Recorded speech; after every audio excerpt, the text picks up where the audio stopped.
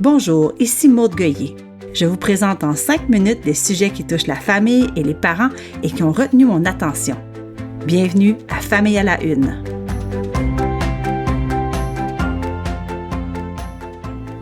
L'année a commencé avec l'instauration d'une nouvelle règle à l'école, le vouvoiement. Les enfants, dès la maternelle, doivent vouvoyer leur professeur en classe. Cette consigne vient du ministère de l'Éducation qui souhaite mettre fin à l'incivilité, à l'intimidation et à la violence. C'est en tout cas l'intention derrière la mesure. Cette mesure, donc, s'applique depuis le 1er janvier à toutes les écoles du Québec. Elle doit être intégrée au code de vie et si elle n'est pas respectée, elle peut mener à des sanctions.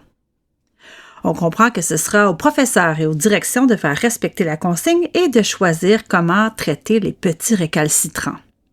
Que pensez-vous de cette mesure? D'un côté, on ne peut pas être contre la vertu. Je me dis un peu plus de politesse et de civisme, ça ne peut pas nuire. C'est une bonne initiative. Donc, le vouvoiement obligatoire, bon, pourquoi pas? Mais je ne peux pas ignorer le malaise que je ressens depuis cette annonce. D'abord, je suis un peu tannée qu'on dise aux professeurs comment gérer leur classe. N'est-ce pas à eux de décider comment ils souhaitent se faire appeler ou interpeller? Ils passent tellement de temps avec leurs élèves. Et si, par exemple, la formule du « vous » amenait une distance non souhaitable? Et si, dans le style d'enseignement du professeur, dans sa façon d'être avec sa classe, le vouvoiement n'avait pas sa place? Ensuite, ce qui me chicote avec cette mesure, c'est qu'on n'a pas d'autre chose à régler quand on passe au système d'éducation. Est-ce vraiment une priorité en ce moment? Et finalement, disons que tous les enfants se conforment et que tout le monde vouvoie leur professeur. Qu'est-ce que ça change? Est-ce que ça veut vraiment dire qu'on installe le respect en classe?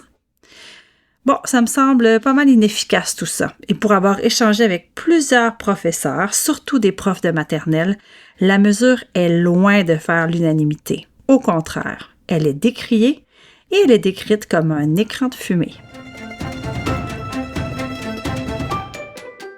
Lors de mes 2 grossesses, je me souviens d'avoir utilisé des forums de discussion entre mamans pour m'informer sur différents sujets.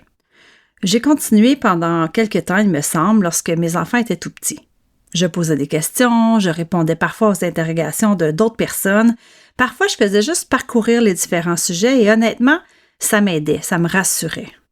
Je n'étais pas plongée au point de me comparer ou de me diminuer. Je trouvais juste ça utile. Aujourd'hui, ces formes de discussion sont beaucoup plus rares et les réseaux sociaux les ont remplacés. Et on le sait, dans ces espaces ouverts où tout le monde donne son opinion, parfois, ça dérape. Une étude récente qui porte sur ces communautés en ligne a retenu mon attention. Elle cherche à comprendre comment les parents utilisent Internet pour parler de leur quotidien avec leurs enfants. Imaginez, près de 30 000 messages et 850 000 commentaires ont été analysés.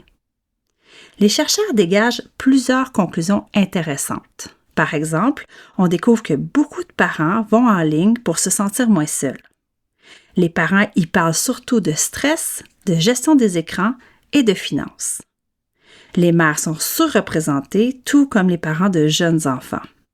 Et bonne nouvelle, même si les messages publiés sont souvent négatifs, les réponses sont majoritairement bienveillantes. Les parents s'encouragent et se donnent des conseils. Petit bémol, oui, ces communautés aident, mais elles peuvent aussi étourdir. Trop d'informations et d'opinions, à un moment donné, ça peut devenir trop lourd.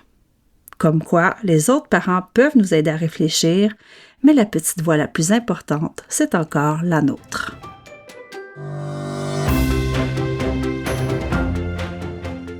Depuis plus de 50 ans, on parle de dépression postnatale comme d'un problème médical clair. Soit on est déprimé, soit on ne l'est pas. Mais selon une récente recherche d'un professeur en psychologie de l'UQAM, cette façon de voir les choses est trop simple. Elle ne reflète pas tout à fait la réalité vécue par les parents. Il explique que la détresse vécue après une naissance n'est pas toujours une dépression, mais souvent une difficulté dans la relation avec le bébé et avec les autres. Il propose donc de parler non pas de dépression postnatale, mais de détresse relationnelle périnatale. Avec cette approche, on s'intéresse davantage aux liens parents-enfants, au soutien autour du parent et à ce qu'il vit, au lieu de juste s'attarder aux symptômes ou à l'humeur du parent. C'est comme si pour la première fois, on reconnaissait que devenir parent est un grand bouleversement. Oui, ça peut rendre très heureux, mais ça peut aussi générer du stress, causer de la solitude et réveiller des blessures du passé. En bref, prendre soin du lien, c'est prendre soin du parent et de l'enfant du même coup. Bon, ça doit faire plus de 5 minutes que je vous parle, faut que je me sauve. Merci d'avoir été là et à bientôt.